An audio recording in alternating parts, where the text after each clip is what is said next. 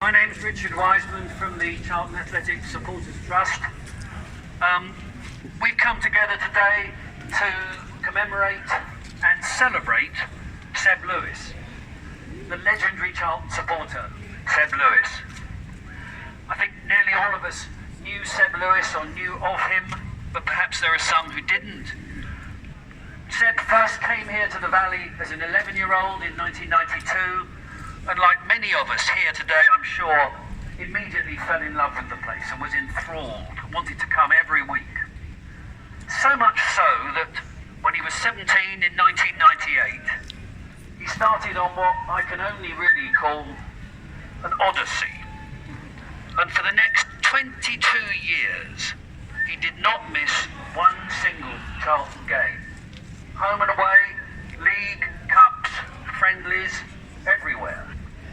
1,076 consecutive games. And of course in 1998, went to Wembley. He went to Wembley last time. He was at Highbury when we won 4-2, Barnsley when we beat them 6-0. But of course he was also in the monsoon at Yeovil. He was at the Den for the 4-0. And of course, remember that week when we lost to Colchester in the Cup, and then went up to Huddersfield, and then to Hull and lost 5-0 and 6-0.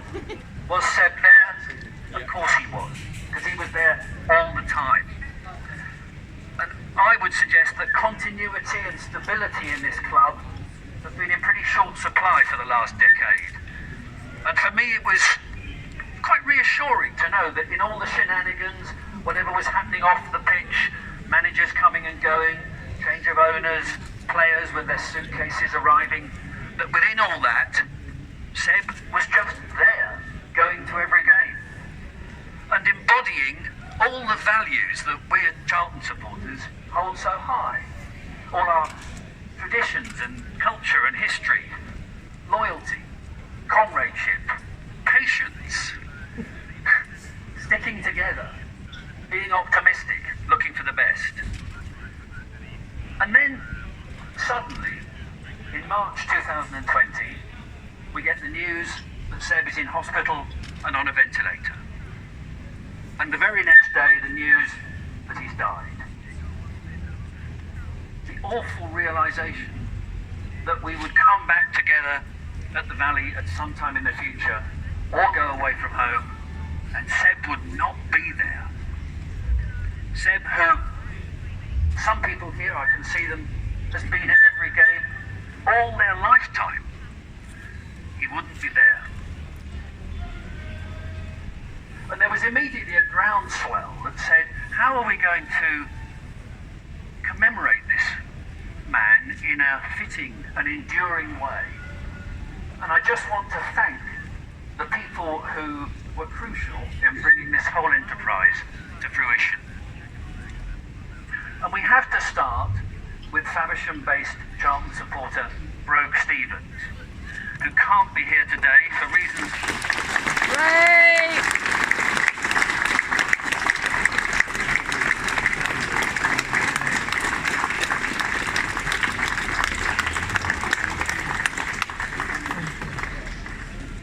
Who can't be here today for reasons we won't go into, but in fact is here on the end of this phone watching what's going on.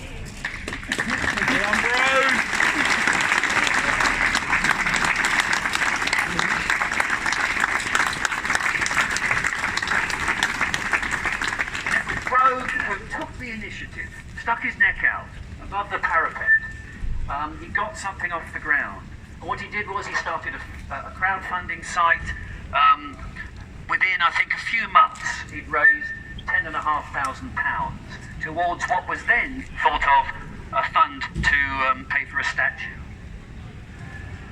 The Supporters Trust were aware of this, and at the beginning of this year we approached Brogue because we thought perhaps the project had got a bit stuck, and we asked him if there was anything that we could do to help him bring it to fruition. And he was delighted to join with us, and we all agreed that it needed to be a fan-led project. So what we did was we began to explore the reality of could we commission a statue.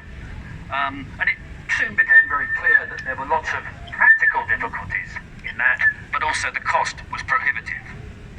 And it was then that Heather Alderson here, coincidentally holding the phone to Brogue, first used the M word and just said, why don't we have a mosaic? And that unlocked it. All of a sudden it was something that was feasible and that we could do. So real thanks to Heather for having that idea. And I think perhaps it worked with 1 or 2 rounds of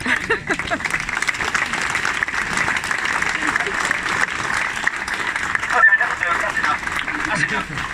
It's not quite a Brogue level of applause. So then we went out, we investigated, we spoke to a number of mosaic artists, and we commissioned the Mosaic Studio, who I will come back to in a minute. And the first thing they did was go along and meet our friends at the Charlton Museum round here.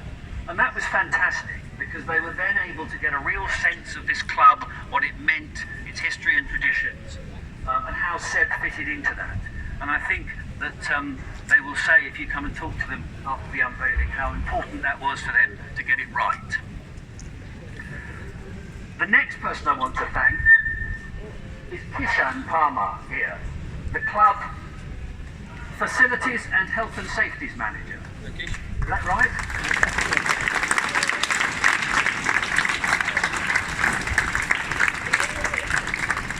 Because we were just stuck with the idea that this mosaic must be inside the stadium. We wanted Seb with us watching the game, but all the sites inside, there was some practical difficulty, it didn't work. And Kishan just said, what about here? Why not put it here? And of course it's brilliant, because now it means that Seb is outside the stadium greeting people when they arrive.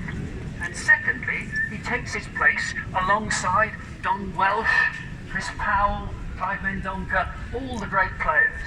And I don't know why 10 years ago, when these pictures were put up, this wall was left blank. It seems bizarre.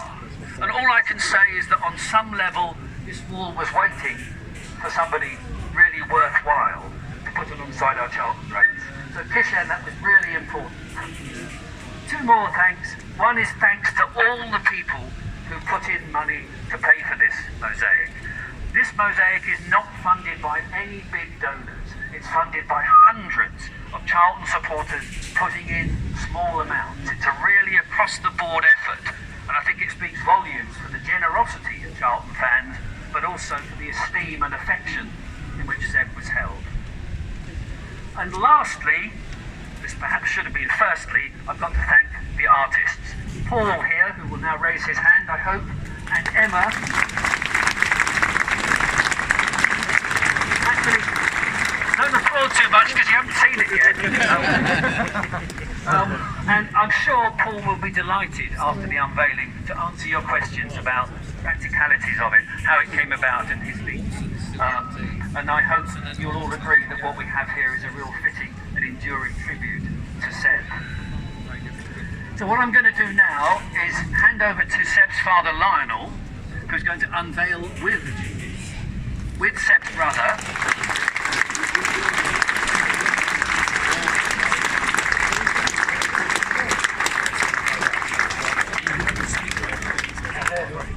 I'm Lionel, and I'm Seb's father.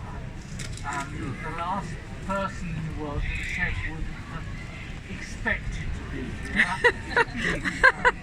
But I took him with Paul to his first match, and although he kept me out of the way after that, I'm glad to be here to help unveil this wonderful mosaic that we're about to see.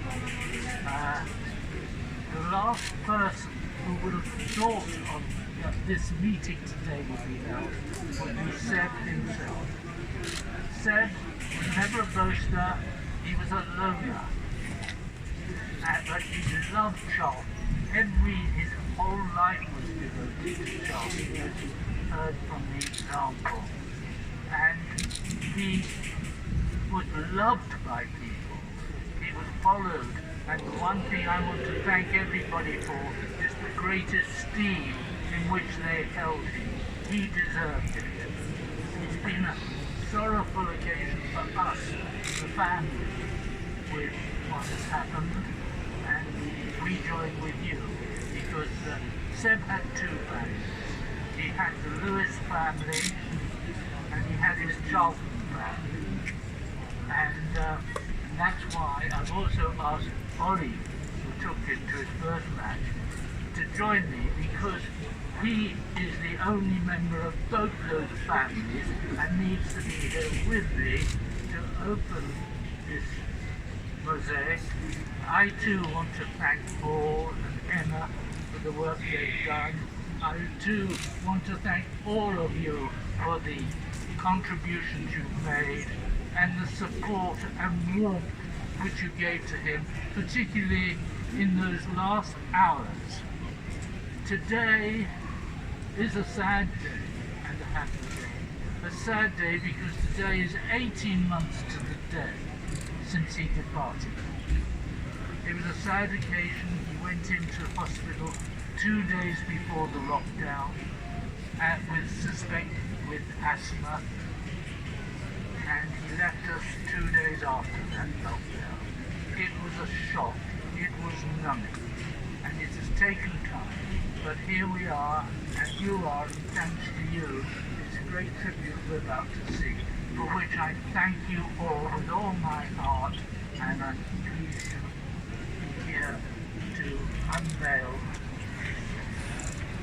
the work we're about to see. Thank you.